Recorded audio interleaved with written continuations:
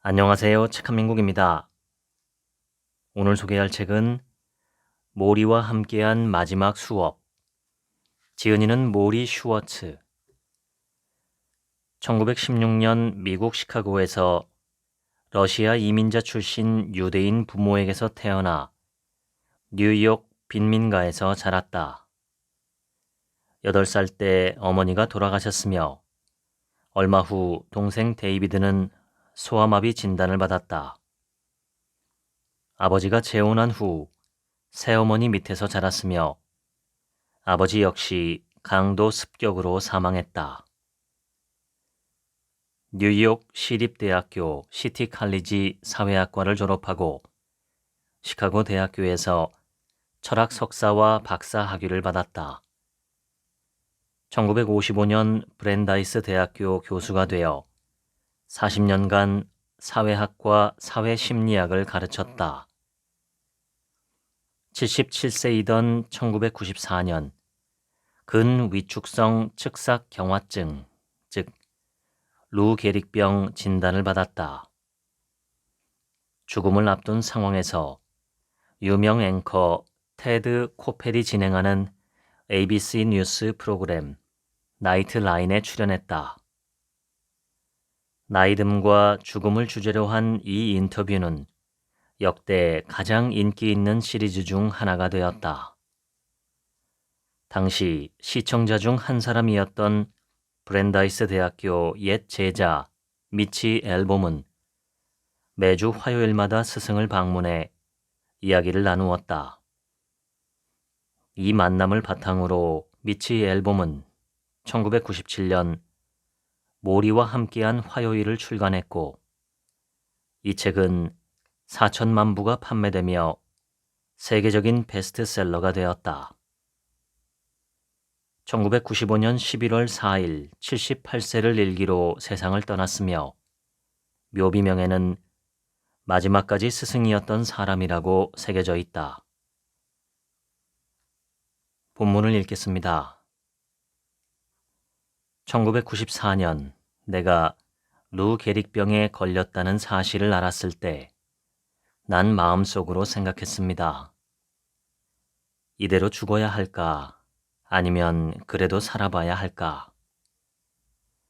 결국 나는 살아보기로 결심했습니다. 그날 이후로 신경이 망가지면서 근육이 시들고 굳는 바람에 신체 기능이 하염없이 떨어지는 걸 지켜봐야 했습니다.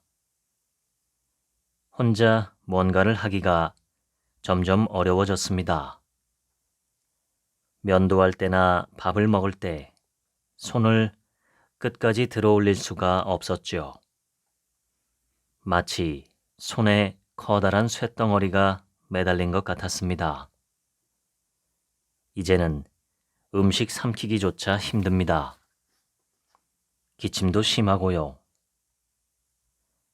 다시는 걸을 수 없게 되었을 때도 받아들이기 힘들었지만 음식을 삼키지 못하는 것이 내겐 가장 큰 상실로 다가옵니다. 두 번째로 큰 상실은 언어 장애입니다. 말은 평생 하는 건 줄 알았습니다. 너무나 당연한 기대여서 말하지 못하게 된다는 사실을 마주했을 때 엄청난 충격을 받았습니다. 걷기나 말하기 같은 능력을 잃든 이전보다 정신이 흐려지든 더 많은 상실을 예측하고 대비하십시오. 그럴수록 적응하기가 훨씬 더 쉬워질 것입니다. 의사이자 심리치료사인 알렉산더 로원이 쓴 책 몸의 배신을 읽었는데 참 유익했습니다. 그는 이렇게 지적합니다. 사람들은 자기 몸이 늘 완벽하다고 믿거나 적어도 늘 최상의 상태를 유지해야 한다고 믿는다고요. 그렇지 않으면 몸에 배신감을 느낀다는 겁니다. 왜 이런 터무니없는 믿음에 사로잡혀 있는 걸까요?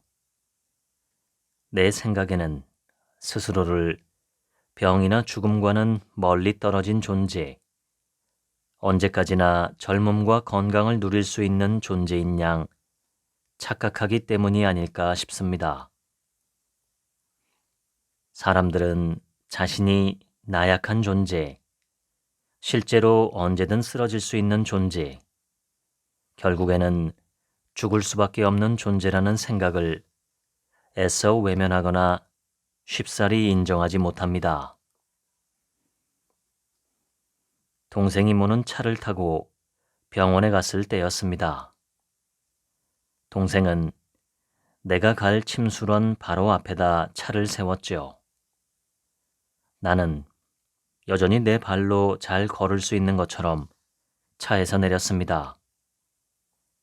그런데 실제로는 전혀 아니었죠. 난 사정없이 땅바닥에 나동그라지고 말았습니다. 이 일로 마음먹은 대로 움직이지 못하면 충동을 자제해야 한다는 교훈을 배우게 되었습니다. 난 무척 성미가 급한 사람입니다. 평생 나는 무척 민첩하고 빠르고 또 유연하게 원하는 대로 몸을 쓰면서 살아왔죠.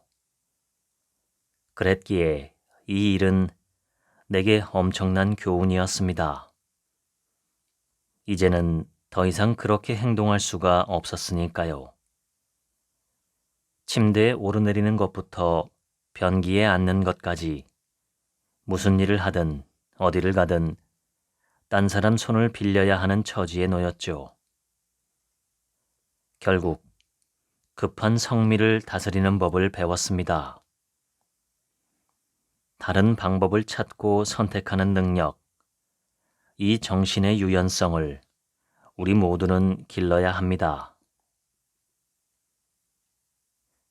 몇 년 전 비가 내리던 어느 날 85살인 내 친구가 길을 건너려 하고 있었습니다. 그때 한 젊은 사람이 다가와 안전하게 길을 건너도록 도와주겠다고 했지요.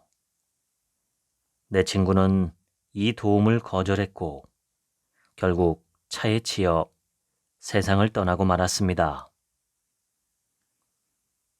사람들은 왜 도움받기를 꺼릴까요? 자기 자존감이 남에게 의지하지 않는 독립성에 달려 있다고 믿기 때문입니다. 왠지 우리는 남의 도움을 받거나 바라면 자신이 나약한 존재처럼 보일까봐 두려워합니다. 우리는 영화나 소설 속 카우보이 주인공처럼 되어야 한다는 사고에 사로잡혀 있습니다. 특히 남성 가운데에서 이런 이미지를 꿈꾸는 이들이 많습니다. 이 부류에 속한 남성은 사람 사이의 상호작용의 필요성을 받아들이지 않죠. 정말 안타까운 일입니다.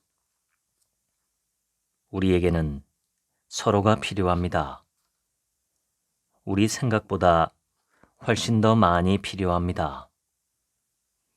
그러니 도움이 필요할 때는 확실하게 밝히고 다른 사람에게 당신이 필요하듯 당신도 다른 사람이 필요하다는 사실을 받아들이십시오. 이것이 훨씬 더 이치에 맞습니다.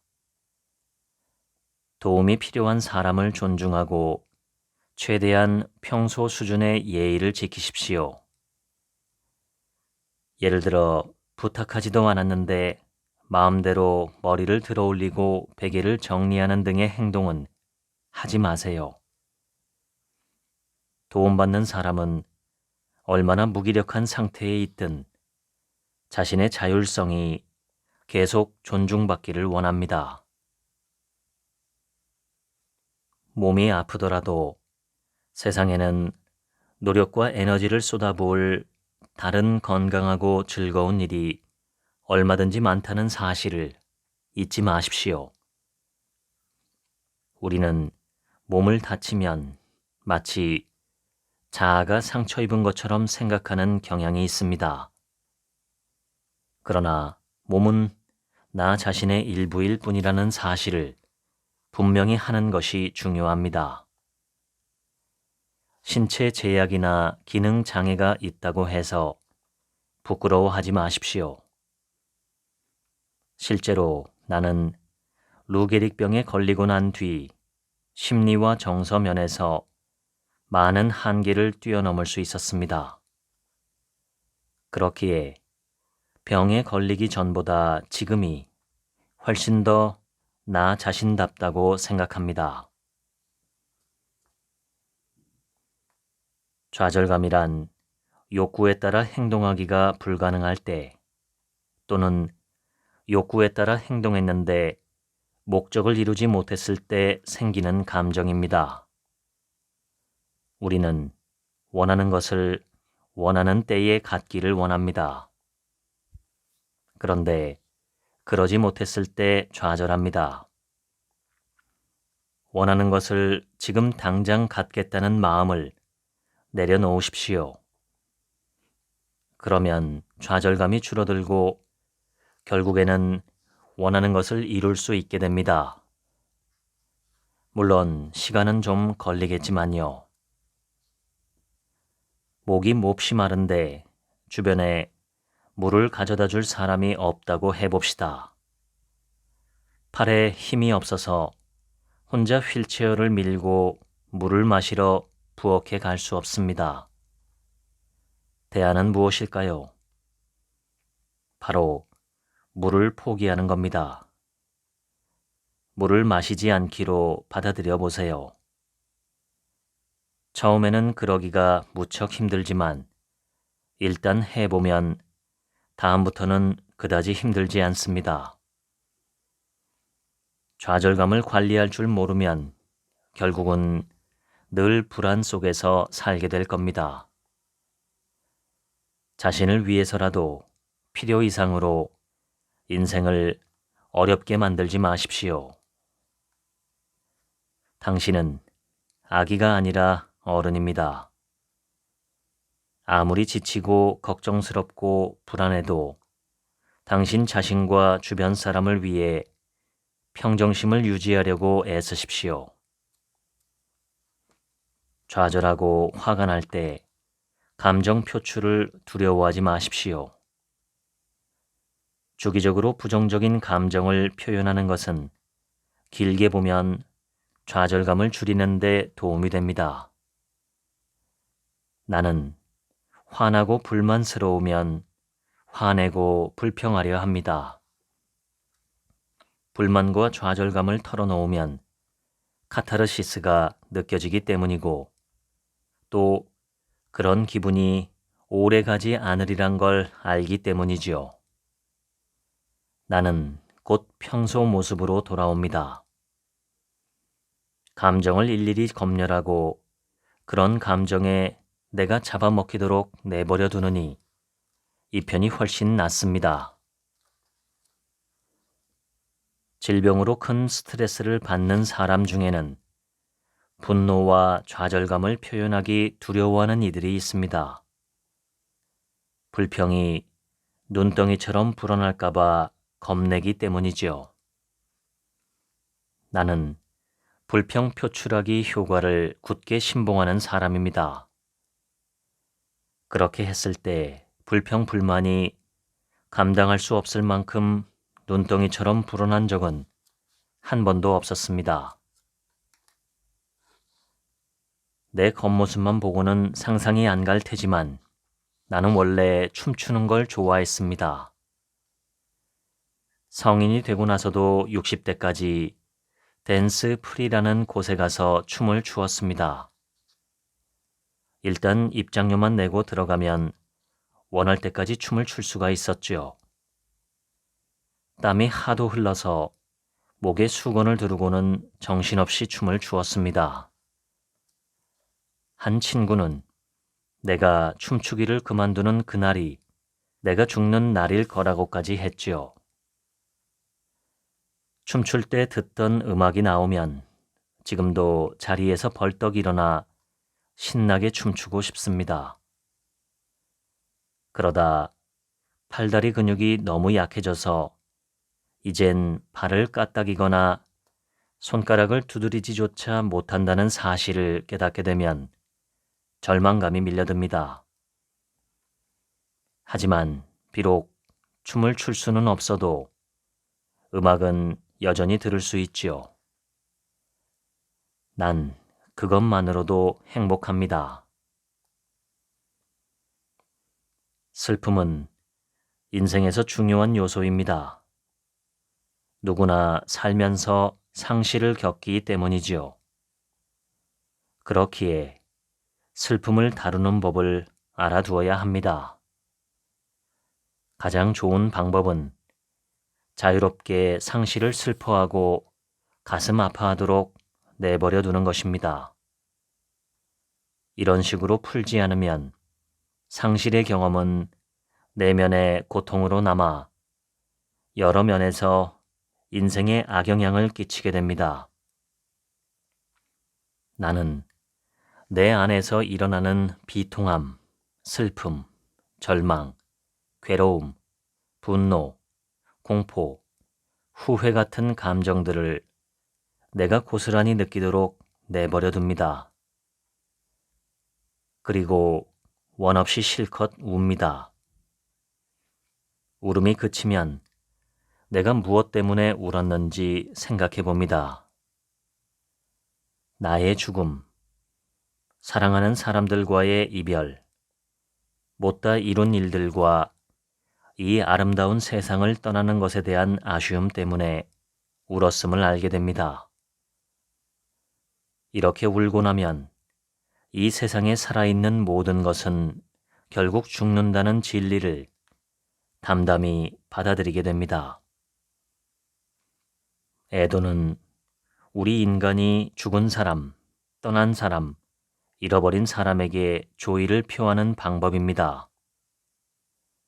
나는 애도란 삶의, 유한한 삶의 경의를 표하는 방식이라고 생각합니다. 유대인은 전통적으로 슬픔과 상실감을 표현하기 위해 가슴을 찢는다는 상징적 의미로 자기 옷을 찢어서 사랑하는 이를 애도합니다. 이렇게 상실감은 여러 가지 다른 방법으로 표현할 수 있습니다. 마음껏 슬퍼하고 나면 하루를 마주하기가 훨씬 쉬워집니다. 우리는 모두 언젠가 죽습니다. 하지만 우리는 죽음을 부정하거나 죽음으로부터 도망치거나 자신에게는 죽음이 찾아오지 않을 것이라는 비합리적인 생각을 하는 경향이 있습니다. 우리는 흔히 우리가 모든 것을 바꿀 수 있으며 뭐가 잘못되든 과학기술이 해결해 줄 것이라는 생각을 하곤 합니다. 그래서 이런 신조를 고수하지요. 내가 원하는 대로 되지 않는다면 고칠 방법을 찾아낼 거야. 당신의 상태를 더 좋게 바꿀 수 있다면 그렇게 해도 됩니다. 그러나 회복이나 치유가 선택지에 없다면 어떨까요? 이럴 때는 받아들임이 중요합니다.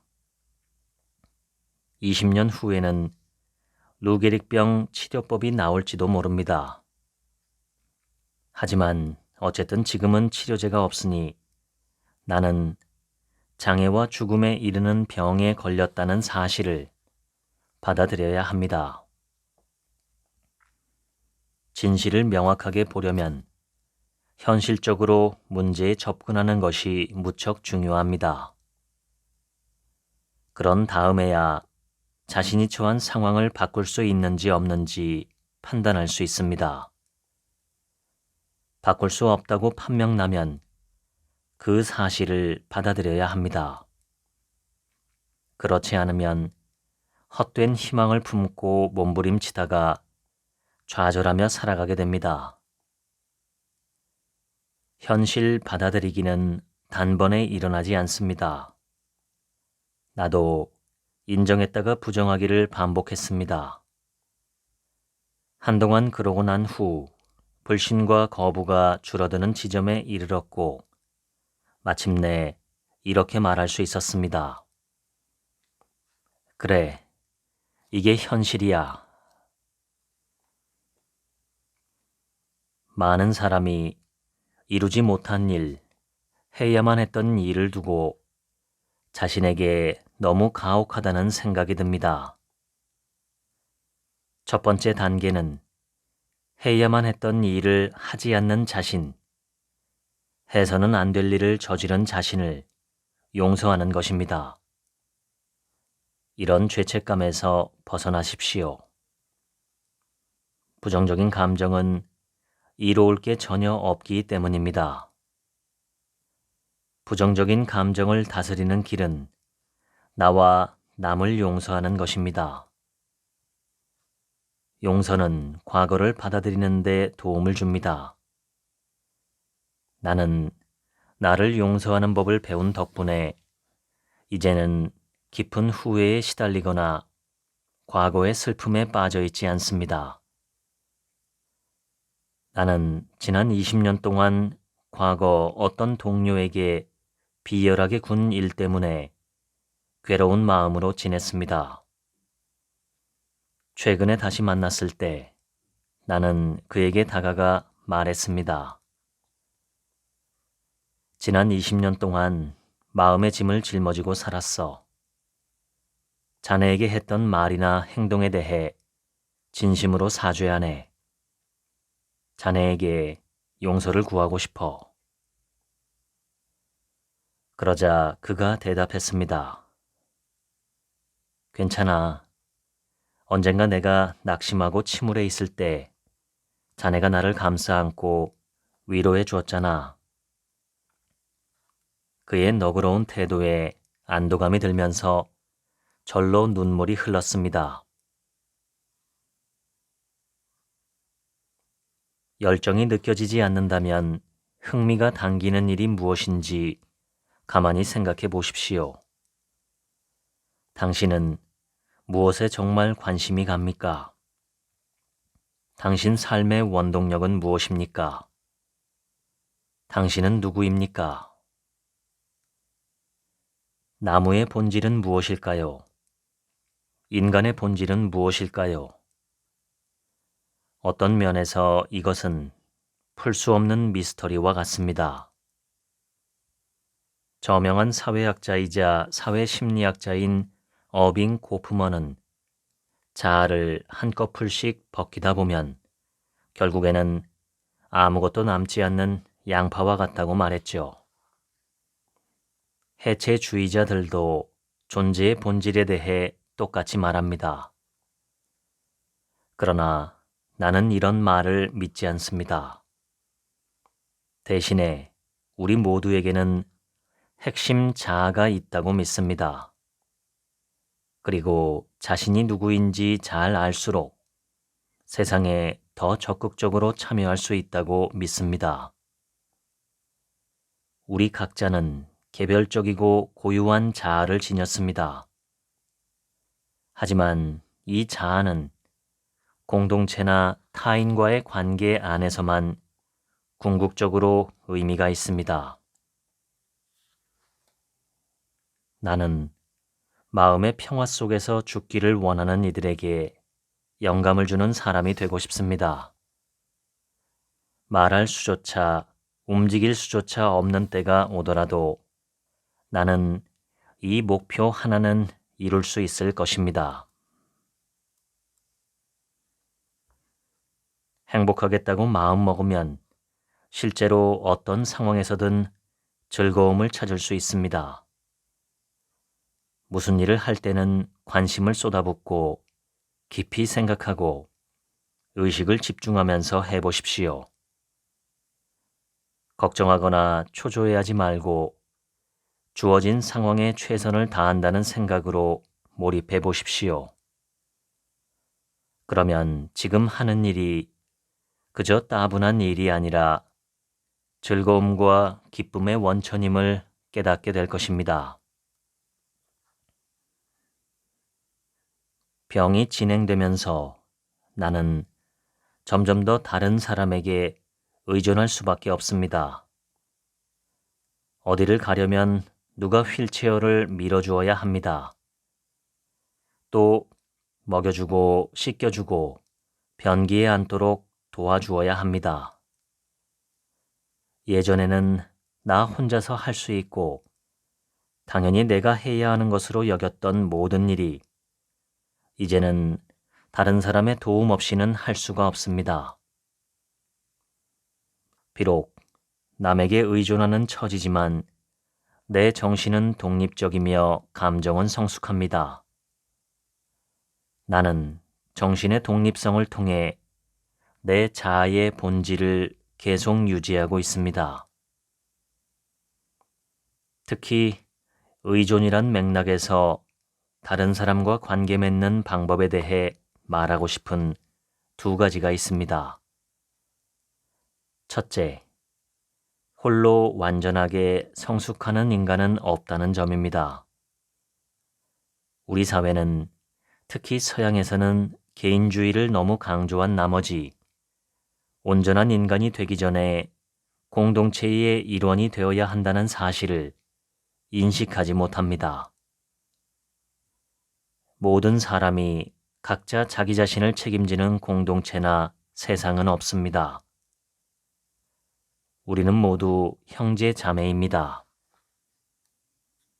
온전한 인간이 된다는 것은 공동체 구성원으로서 상호 의존성을 받아들인다는 점입니다.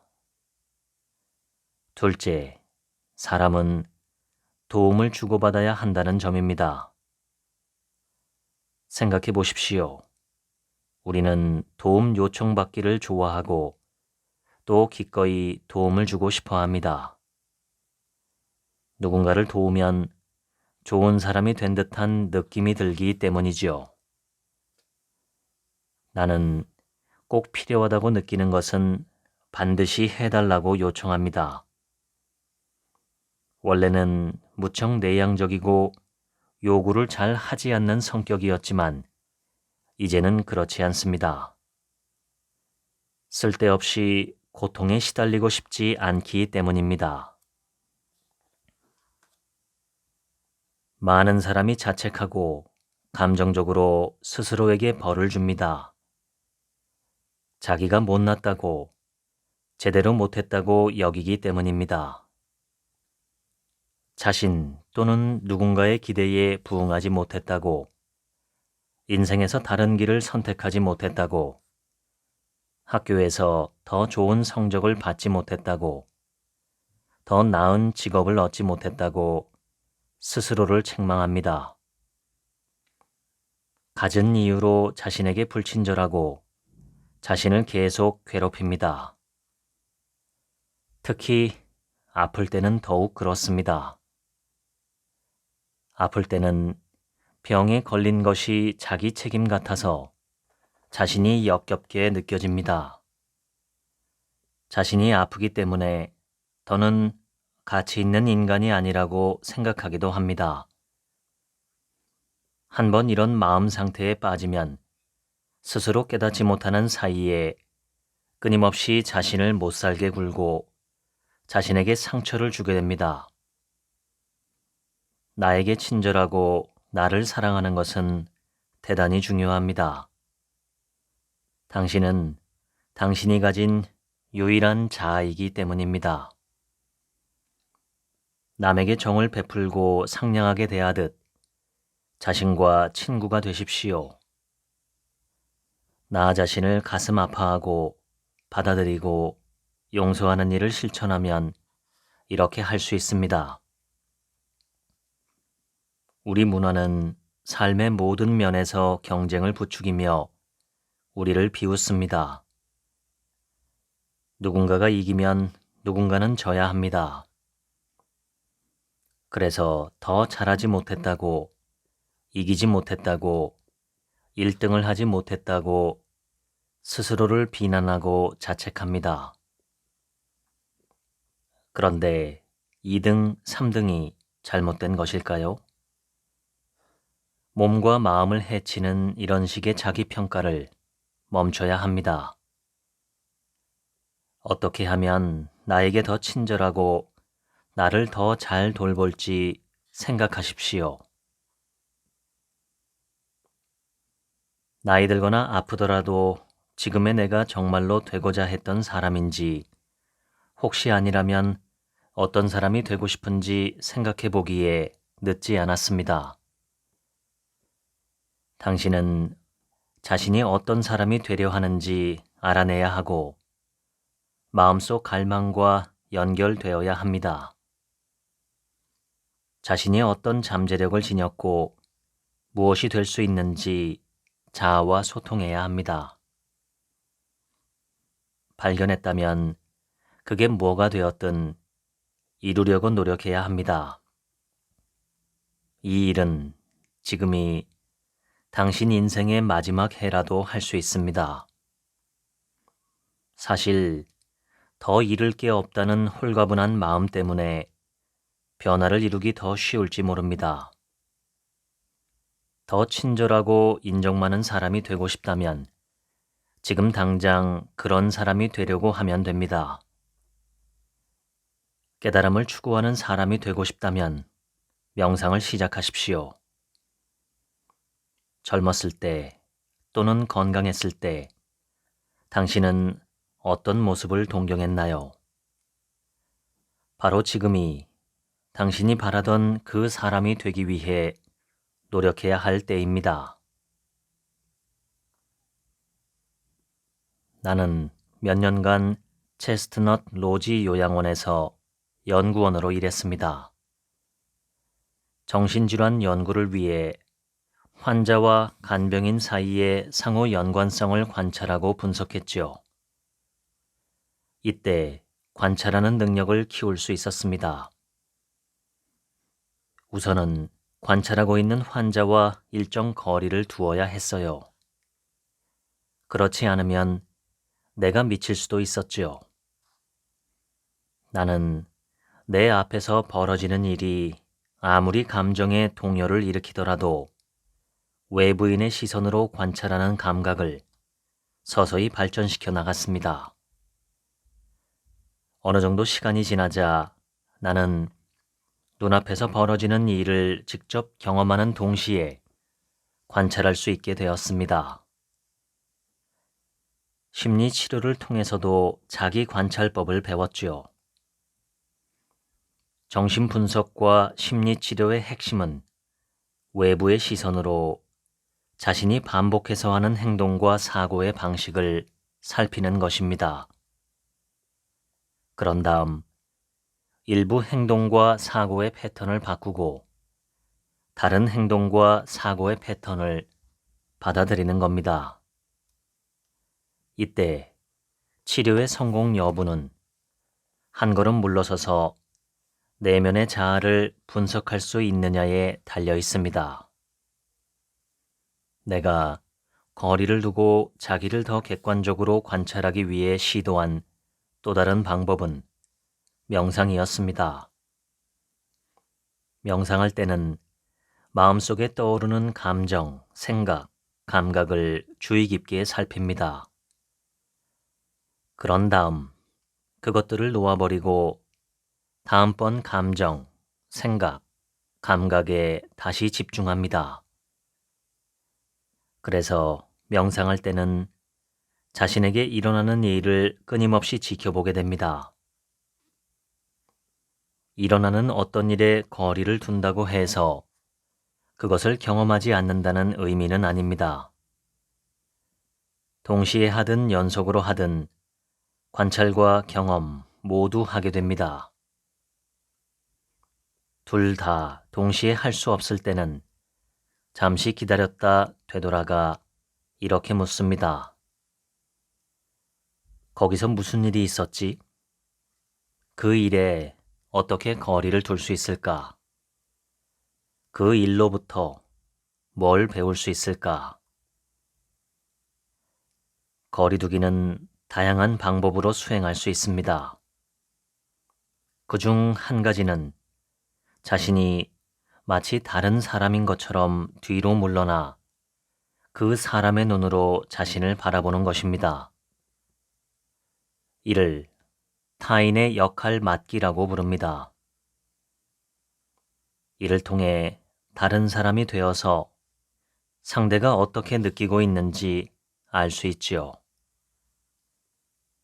어떻게 다른 사람을 지켜보듯 자신을 바라보게 될까요? 내 예를 들어봅시다. 내가 나를 지켜보면 때때로 많은 도움이 필요한 사람, 기능 장애를 가진 사람으로 보입니다. 또 때로는 현명한 노인으로도 보입니다. 그러나 나는 또한 내게 일어나고 있는 일들을 다른 사람에게 일어나고 있는 일처럼 보기도 합니다. 나는 이렇게 말합니다. 다른 사람이 이런 일을 겪고 있다면 어떻게 보일까? 내 경험을 외부 시선에 투사함으로써 나는 내 병의 주관적인 경험과 나 자신을 동일시하지 않을 수 있게 됩니다. 자신과 거리를 두는 또 다른 방법은 상황을 글로 기록하는 것입니다. 기록하면 객관성을 얻을 수 있습니다. 나의 병, 고통, 기능장애에 관해 글을 쓰다 보면 점점 나 자신에게서 벗어날 수 있지요. 거리두기는 명상으로도 가능합니다. 누군가에게는 기도가 이런 방법이 되기도 하지요. 현실을 회피하라는 말이 아님을 분명히 하고 싶습니다. 지금 일어나고 있는 일을 실제로 경험하지 못하면 무엇으로부터 거리두기를 하려는지 명확하지 않을 수 있습니다.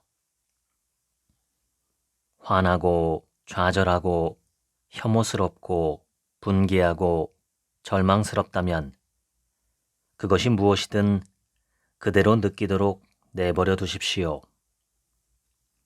그런 다음 감정과 거리를 둔 채 자신을 바라볼 수 있어야 합니다.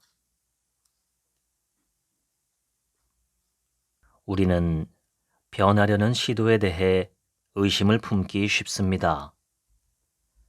특히 감정을 바꾸는 것에 대해선 더욱 그렇습니다.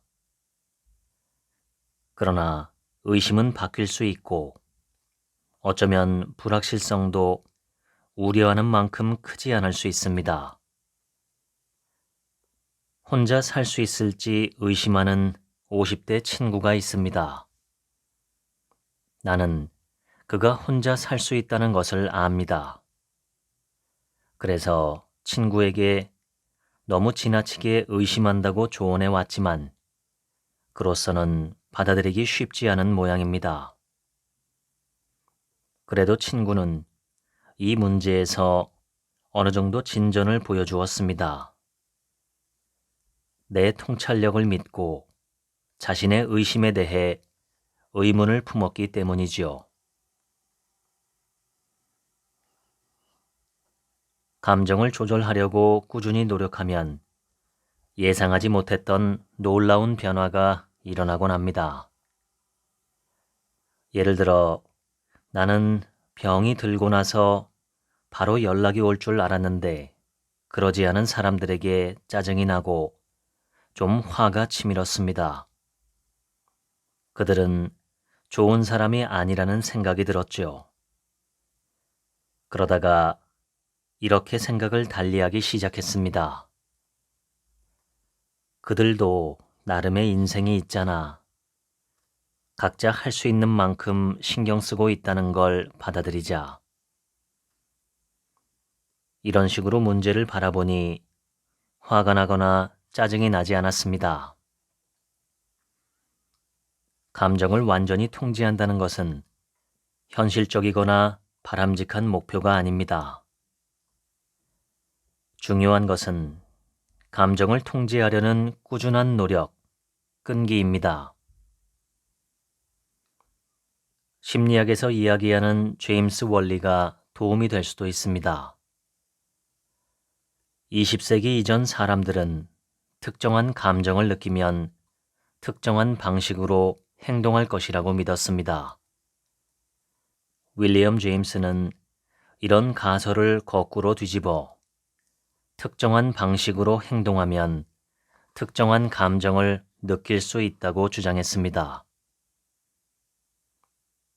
미국의 실용주의 철학자이자 심리학자인 윌리엄 제임스는 행복해서 웃는 것이 아니라 웃기 때문에 행복하다 라는 명언을 남겼습니다.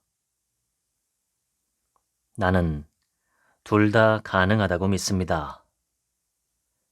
사랑과 열린 마음으로 행동하면 따뜻하고 너그러운 감정을 느낄 수 있습니다. 반대로 누군가를 사랑으로 대하면 그 사람도 사랑으로 보답할 것입니다.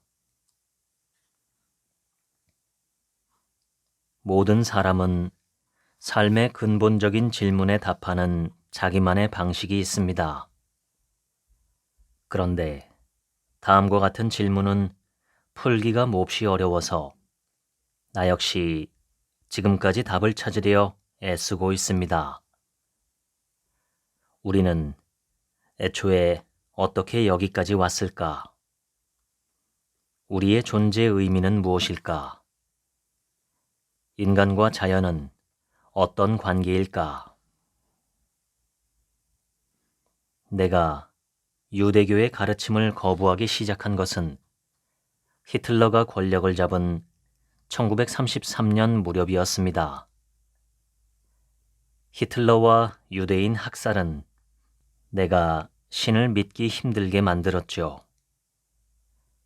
라디오에서 히틀러의 독서를 들으며 치를 떨었던 기억이 납니다.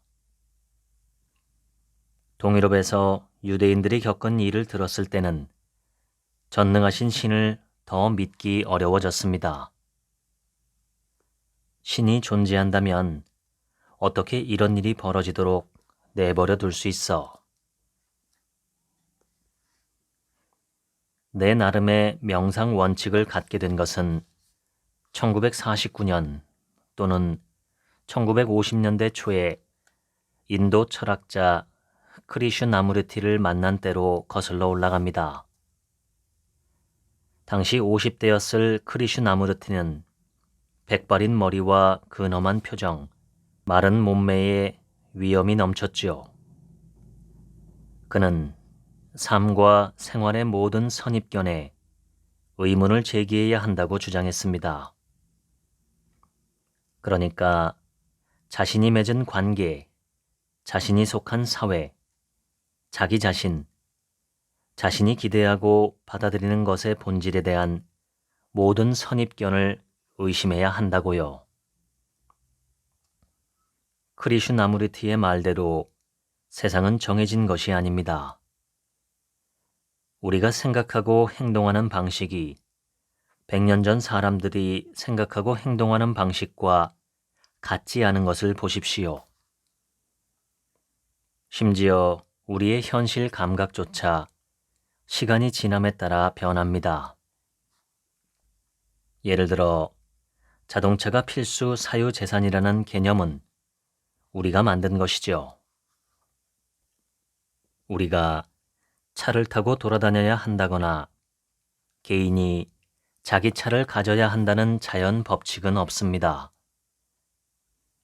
만약 자동차가 더는 필요하지 않다는데 모두가 동의한다면 아무도 자동차를 소유하거나 만들거나 사용하지 않을 것입니다. 그리고 자동차는 사라지겠죠. 원자폭탄이 떨어졌을 때 세상에 대한 우리의 개념이 얼마나 순식간에 그리고 완전히 바뀌었는지도 생각해 보십시오. 우리는 겨우 한 줌의 사람들이 그들이 가진 폭탄을 떨어뜨리기로 결정하면 모든 인류가 한순간에 전멸할 수 있다는 사실을 불현듯 깨달았습니다. 크리슈나무르티는 우리가 서로를 대하는 사악한 방식을 돌아보라고 촉구했습니다. 우리가 얼마나 잔인한지 보십시오. 얼마나 사리에 차 있는지 보십시오. 서로에게 얼마나 비인간적인지 보십시오. 왜 이런 식으로 행동하는지 살펴보십시오. 그리고 그는 각 개인이 스스로 이러한 깨달음에 도달해야 한다고, 이것이 바로 깨달음의 길의 핵심이라고 말했습니다. 명상은 내가 병에 걸려 죽음과 마주했을 때 차분히 마음을 가라앉히고 중심을 잡도록 도와주었습니다. 몸이 아플 때는 탄생과 죽음의 신비, 이 행성에서 존재의 의미, 인류의 운명, 조화로운 우주를 만들어내는 조건, 온전한 인간의 의미, 영혼의 본질 같은 궁극적인 질문을 생각해보기 좋은 시간입니다. 우리는 모두 우리가 죽어가고 있다는 사실을 압니다. 이 사실에 대처하는 가장 좋은 방법은 이를 늘 의식하면서 연민과 사랑의 자세로 살아가는 겁니다. 미국의 시인 스티븐 레비는 말했습니다. 사랑은 유일한 이성적 행위다. 비틀스는 노래했습니다. 당신에게 필요한 건 오직 사랑뿐. 시인 W.H. 오드는 썼습니다. 우리는 서로 사랑하지 않으면 죽어야 한다. 예수를 비롯한 많은 이들이 그토록 사랑하라고 말했지만 우리는 듣지 않았습니다. 우리의 자아가 이렇게 말하면서 방해하기 때문입니다. 내가 먼저야. 다른 사람은 신경 쓸 필요 없어. 우리는 서로를 책임져야 합니다. 이것이 우리가 할 수 있는 가장 사랑스러운 행위입니다. 난 파도가 아닙니다. 나는 인류라는 바다의 일부입니다. 나는 죽겠지만 또한 계속 살 것입니다. 나는 믿습니다. 내가 더 큰 전체의 일부라는 사실을. 지금까지 모리와 함께한 마지막 수업 읽어드렸습니다. 지금부터는 제 얘기입니다. 오늘 소개한 책 모리와 함께한 마지막 수업의 부제는 삶의 마지막 순간에 비로소 보이는 것들입니다. 인간은 누구나 형 집행 날짜를 모른 채 살아가는 사형수와 같습니다. 한 가지 확실한 것은 언제가 되었든 형은 반드시 집행된다는 것입니다. 면제도 없고 감형도 없고 반드시 집행됩니다.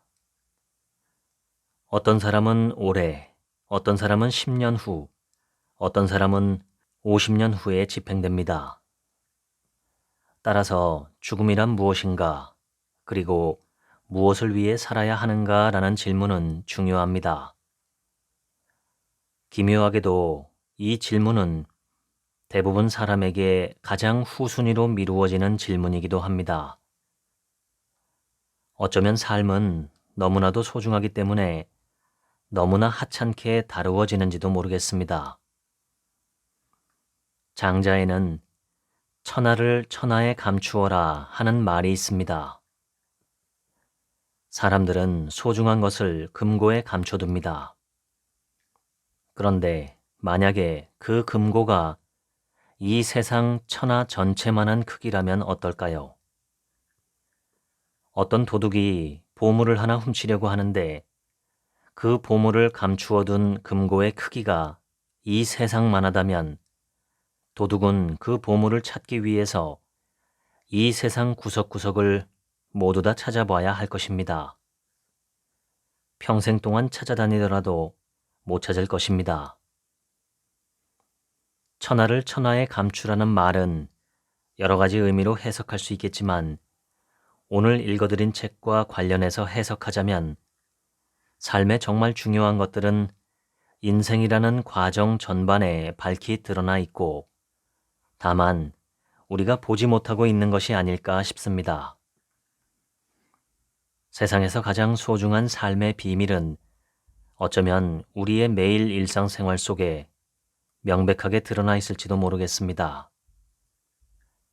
그런데 뭔가에 홀리면 눈앞에 있는 것들을 보면서도 보지 못하는 것처럼 삶이 무엇인지 어떻게 살아야 하는지 하는 질문에 대한 답이 우리 인생 그 자체에 펼쳐져 있는데도 우리는 그걸 보면서도 보지 못하고 있는 건지도 모르겠습니다. 눈이 있어도 보지 못하고 귀가 있어도 듣지 못한다는 말이 있지요. 보면서도 보지 못하고 들으면서도 듣지 못합니다. 마음이 다른 곳에 빼앗겨 있기 때문입니다. 마음을 빼앗기면 모든 걸 빼앗긴 것입니다. 제가 배우는 메타 명상에서 온라인으로 수강할 수 있는 명상과 마음 경영 기본 과정을 개설했습니다. 이 영상 더보기 버튼을 누르시면 신청 링크와 자세한 안내가 있으니 당신께서도 이제는 마음 공부를 시작해 보시면 좋겠습니다. 지금까지 책 한 민국의 하루치 생각이었습니다. 들어주셔서 감사합니다.